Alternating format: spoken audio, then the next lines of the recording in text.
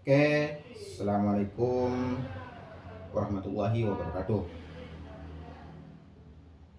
Perkenalkan, nama saya Muhammad Hindra Mustafa dari Prodi Bisnis Digital. Nah, saya di sini untuk menjelaskan tentang penerapan teknologi informasi dalam kehidupan sehari-hari. Seperti sekarang ini, kita hidup di zaman yang serba digital.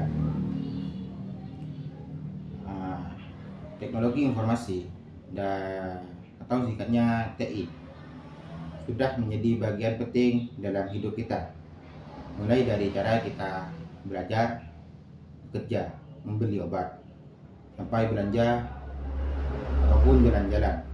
Semua tidak lepas dari yang namanya TI atau teknologi informasi. Intinya, TI bisa membuat hidup kita menjadi lebih efisien dan bisa membuat hidup kita menjadi lebih nyaman dan lebih produktif. Dan apa itu TI atau teknologi informasi? Secara sederhana, TI adalah segala sesuatu yang kita pakai untuk mengelola informasi, mulai dari mengumpulkan data, menyimpannya, mengolahnya, sampai menyebarkan ke orang-orang di sekitar kita. TI terdiri dari beberapa bagian, di antaranya perangkat keras atau hardware, perangkat lunak atau software, jaringan, dan data. Untuk perangkat keras atau hardware ya seperti laptop, HP, dan printer. Dan untuk perangkat lunak atau software seperti aplikasi, game, dan asisten dan sistem operasi. Untuk jaringan seperti internet, wifi, dan bluetooth. Dan data adalah bahan mentah yang nantinya bisa menjadi informasi. Untuk penerapan TI di kehidupan sehari-hari, ada beberapa penerapan di kehidupan.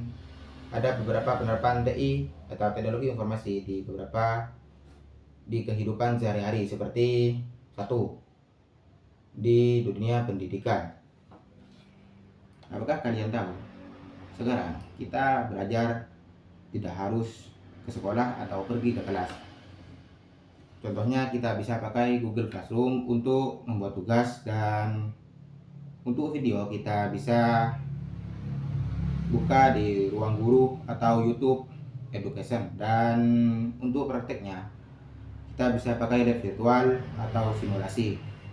Ya, untuk manfaatnya sendiri, belajar menjadi lebih fleksibel dan nggak harus menunggu guru atau dosen untuk pergi ke kelas dan menyampaikannya.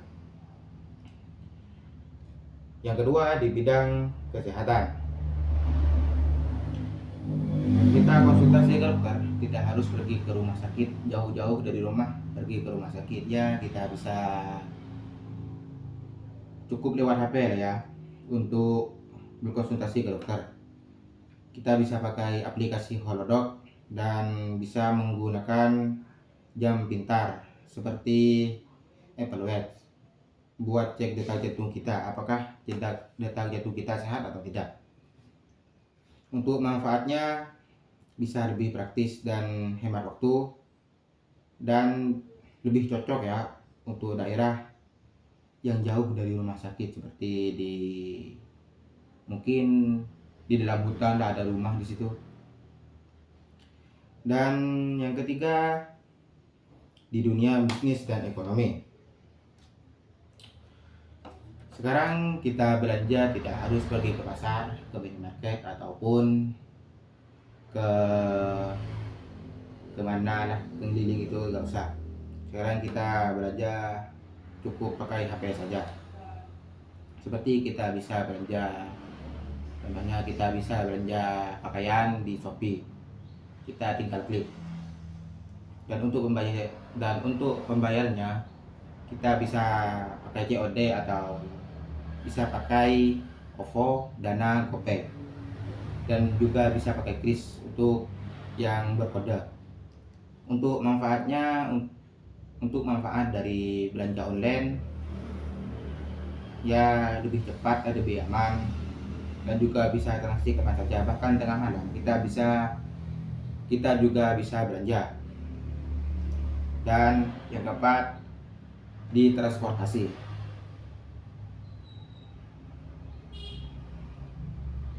Apakah kalian mau jalan-jalan tapi takut tersesat?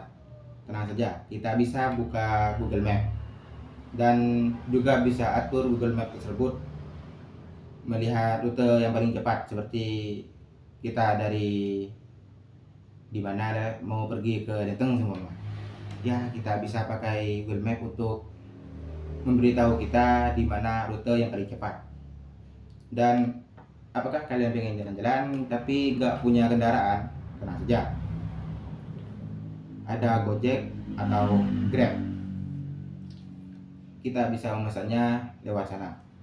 Untuk manfaat tersendiri, bisa perjalanan bisa lebih cepat dan efisien.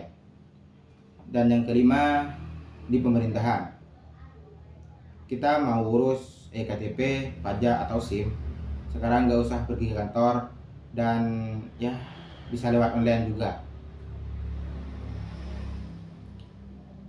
Dan manfaatnya, pelayanan bisa jadi lebih cepat dan gak ribet lah. Dan yang keenam, dalam kehidupan pribadi seperti saya sendirilah, saya yakin semua yang pegang HP di sini tidak luput dari media sosial seperti Instagram, WhatsApp, dan TikTok untuk ya hiburan semata lah. Dan juga manfaatnya ya bisa saling terhubung meskipun ada di jauh tempat lah ya, untuk manfaatnya. Dan sebagai penutup, TI itu sudah jadi bagian dari hidup kita dalam melakukan kegiatan dalam sehari-hari. Tapi ya jangan cuma jadi kita ya jangan cuma jadi pengguna lah. Kita harus bisa memahaminya dan menguasainya, karena kedepannya TI akan semakin penting. Tentangnya memang ada seperti keamanan data.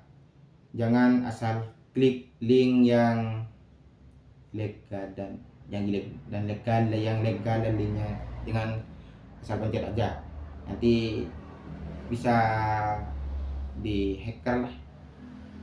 Dan kesenjangan digital, masih banyak yang belum punya akses, tapi kalau kita bisa memanfaatkannya dengan bijak, TI atau teknologi informasi bisa membantu kita ke depannya semakin sukses.